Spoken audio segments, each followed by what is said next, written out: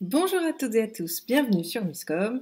Je suis Claire Négrier, révélatrice de personnalité d'entreprise. Je vous retrouve aujourd'hui jeudi pour la rubrique Chronocom qui, sur la chaîne, sur la page, vous apporte des solutions et des idées sur les supports de communication de manière générale. Cette semaine, on a abordé le sujet et la thématique de la communication institutionnelle et je vous propose aujourd'hui d'aborder l'aspect contenu de la thématique, puisque nous avons donc vu lundi la stratégie, mardi les différents outils de communication à disposition d'une communication institutionnelle, et donc en toute logique, aujourd'hui nous voyons son contenu et leur contenu de manière plus globale. Alors, on a pu voir quand même lundi dans l'idée de stratégie quelques sujets qui vont pouvoir être abordés, mais il était important aussi de pouvoir vous apporter un espèce de focus sur le sujet parce que c'est quelque chose qui va être très très important. Autre support d'ailleurs, puisque je l'ai oublié la semaine dernière, la newsletter, et non pas l'emailing, les deux ne sont pas du tout les mêmes choses. La newsletter, et une vraie newsletter, va entrer dans une dynamique de communication institutionnelle, et ça permet aussi de nourrir les sujets, vous le verrez.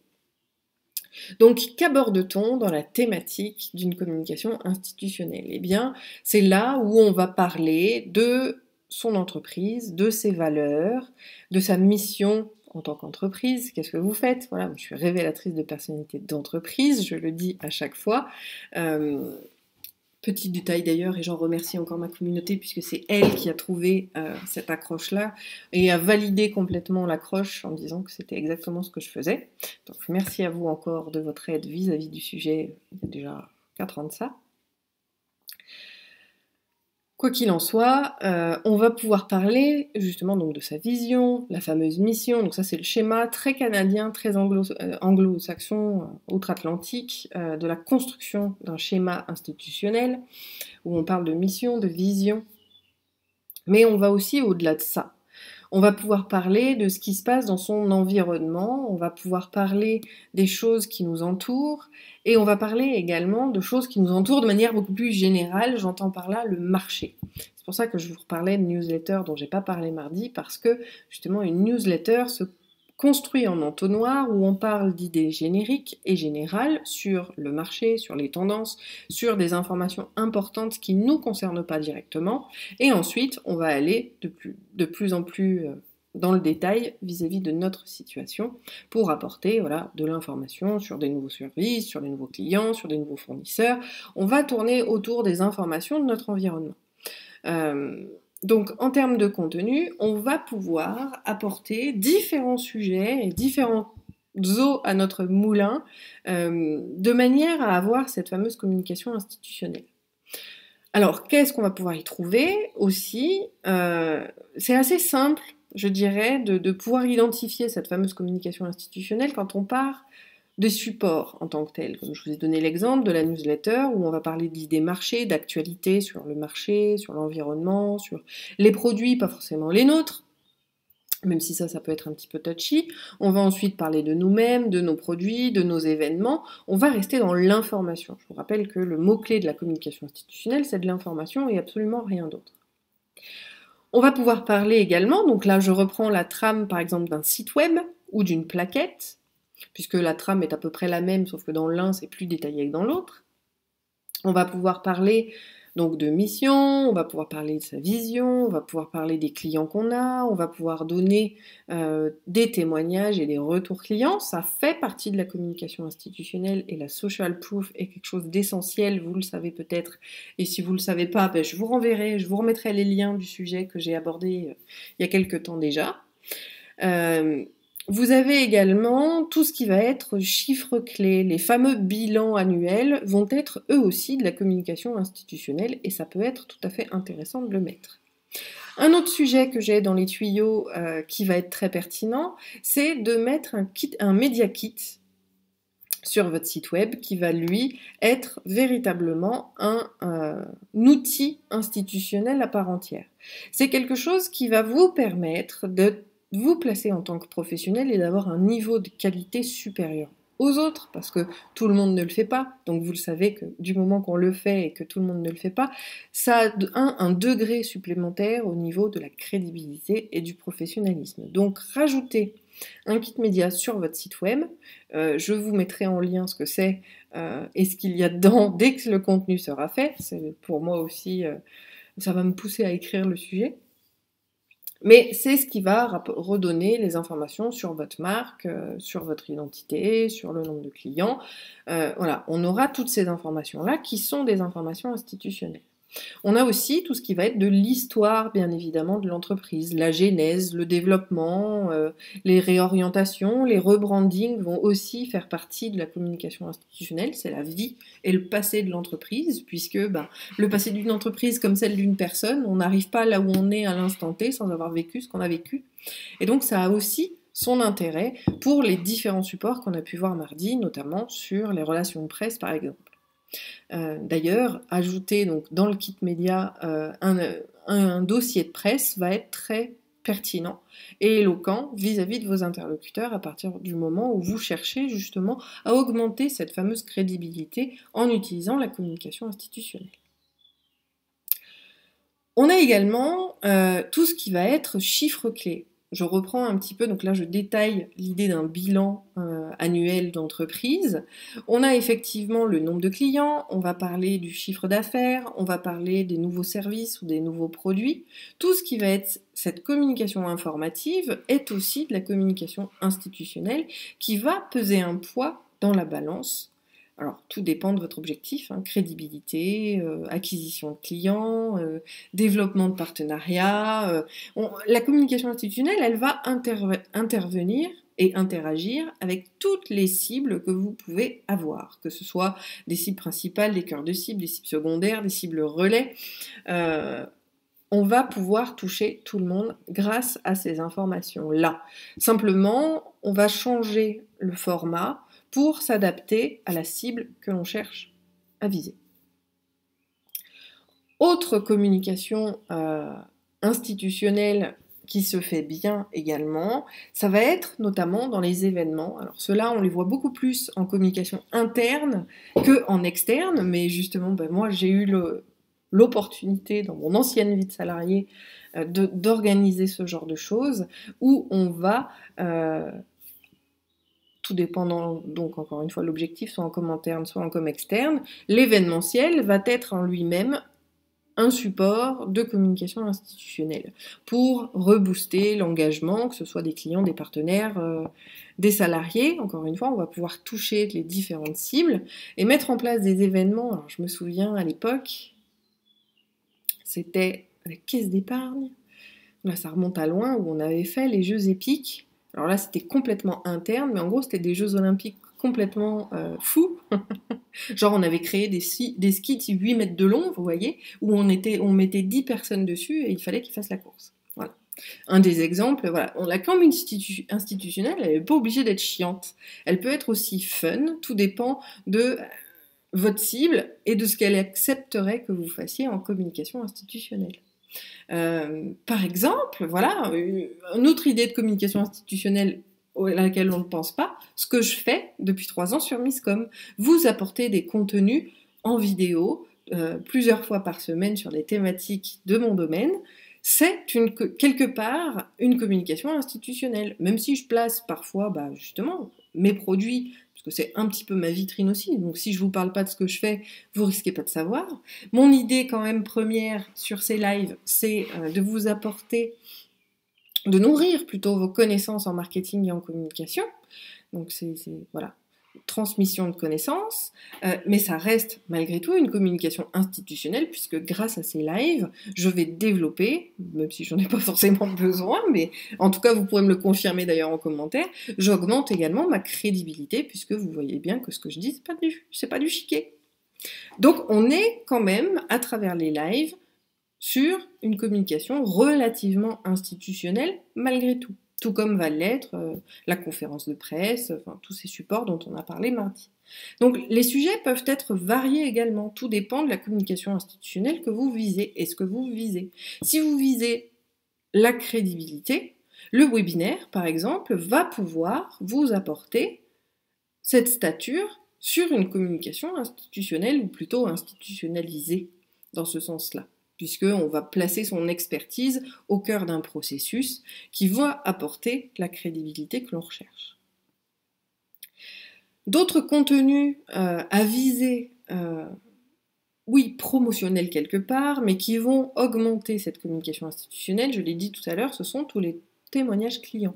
Toute la fameuse social proof va être une partie intégrante de la communication d'entreprise et de la communication institutionnelle, puisque aujourd'hui, 97, je crois, de mémoire, % des gens valident leur action d'achat sur les témoignages qu'ils vont pouvoir lire. Donc ça a un poids extrêmement important d'un point de vue informatif vis-à-vis de leur prise de décision.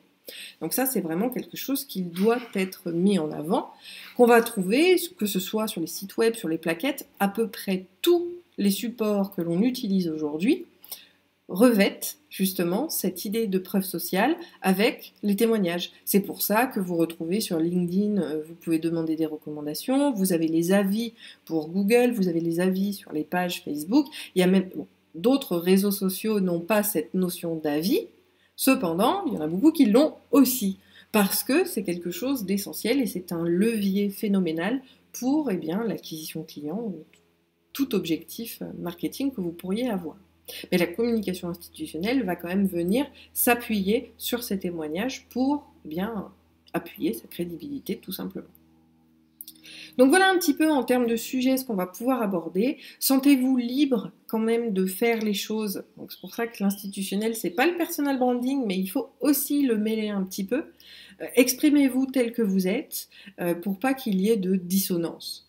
Je vous redonne un exemple, vous faites une plaquette comme les grosses entreprises du CAC 40, vous êtes très institutionnel, très distant en général.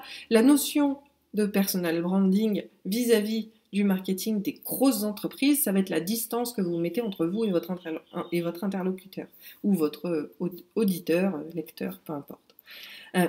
Donc, c'est à vous de voir comment vous voulez vous adresser à ces différentes cibles. Encore une fois, on n'est pas obligé de s'adresser de la même manière à tout le monde. On va bien souvent faire une communication qui va être spécifique en fonction de la personne à qui vous vous adressez. Donc là, encore une fois, je reprends les schémas. On ne parle pas à un fournisseur comme on parle à un client, ou comme on parle à un prospect, ou comme on parle à un influenceur, par exemple. On a 4 façons de communiquer en fonction de ces interlocuteurs-là.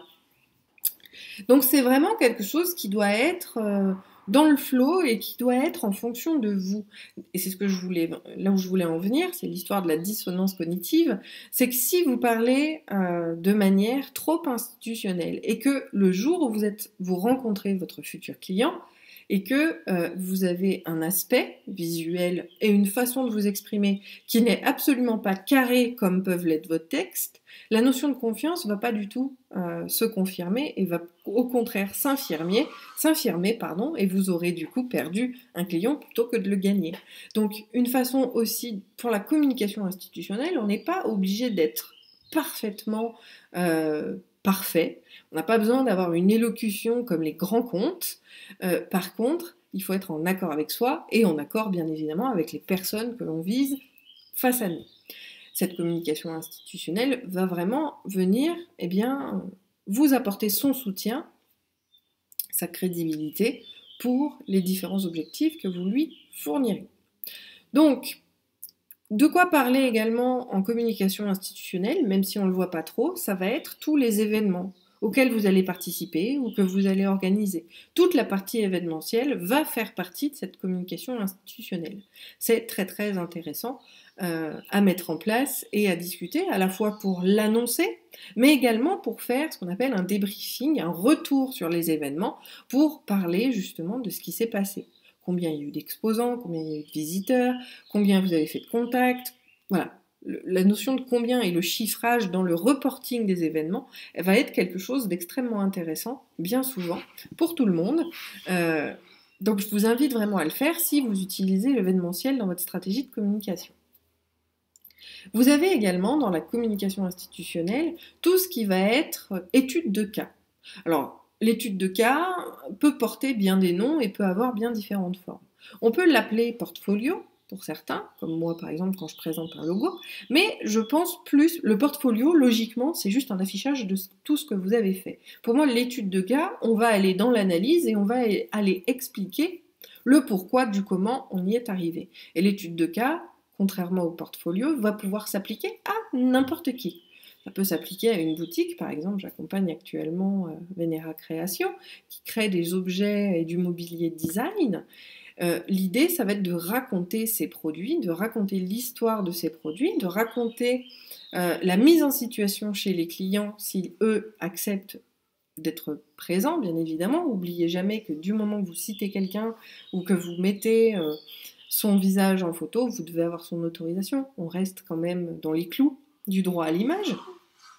Mais vous allez avoir comme ça tout un tas de sujets qui peuvent émaner de toutes les situations que vous pouvez croiser pour vous amener du contenu qui est à titre institutionnel. Alors même si j'aime pas faire des grands raccourcis comme ça, mais en gros institutionnel égale informatif.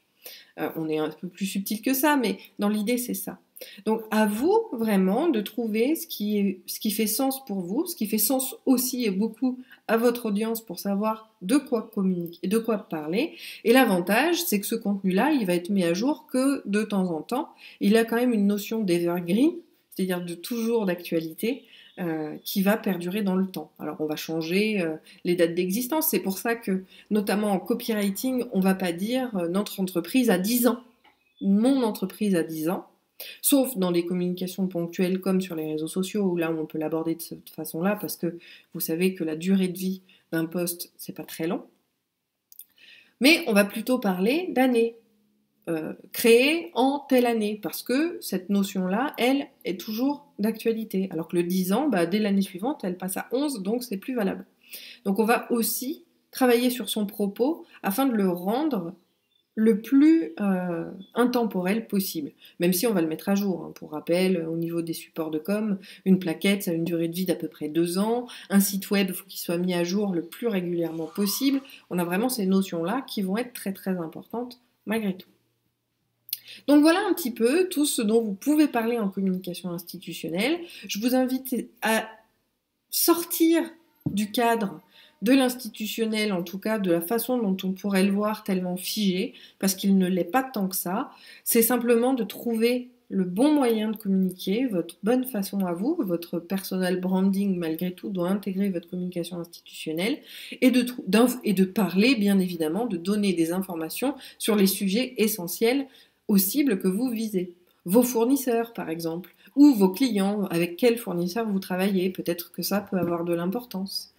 Mettre en avant, encore une fois, les témoignages vont pouvoir aussi nourrir toutes les différentes cibles auxquelles vous vous adressez, parce que, avoir les retours clients peut valider ou donner l'intérêt à un fournisseur de travailler pour vous, ou avec vous, peut donner également l'envie à vos clients d'acheter vos produits, peut donner envie à un journaliste d'écrire sur votre entreprise parce que justement les retours clients sont extrêmement intéressants et bons. Donc on va pouvoir nourrir tout ça et en général, comme j'aime à le dire, quand on est passionné, on adore raconter toutes ces histoires-là et tout ce qu'on peut vivre et quelque part, ça fait partie de la communication institutionnelle. Alors je vous dis, à vos claviers, à vos crayons, n'hésitez pas, si jamais vous voulez que je corrige, le Chronomacom est là pour ça. Allez-y, créez quelques textes, travaillez un petit peu cette communication institutionnelle et proposez-moi vos sujets pour que je puisse les optimiser, pourquoi pas en direct, je serais ravie de le faire. Petit rappel pour ceux qui ont découvert mes lives ici, je vous invite à liker la page ou vous abonner à la chaîne YouTube et dans les deux cas, cliquez sur la petite sonnette pour recevoir les notifications. Et puis, si finalement tous ces sujets vous ont intéressé, n'hésitez pas à mettre un petit pouce en l'air à cette vidéo. Je vous souhaite un très bon appétit, une très bonne journée. On se retrouve demain sur Facebook pour le Claire Part en live où l'objectif c'est de répondre à toutes vos questions en direct. Sinon, je vous dis à lundi pour une prochaine émission sur YouTube. À très vite. Bye bye.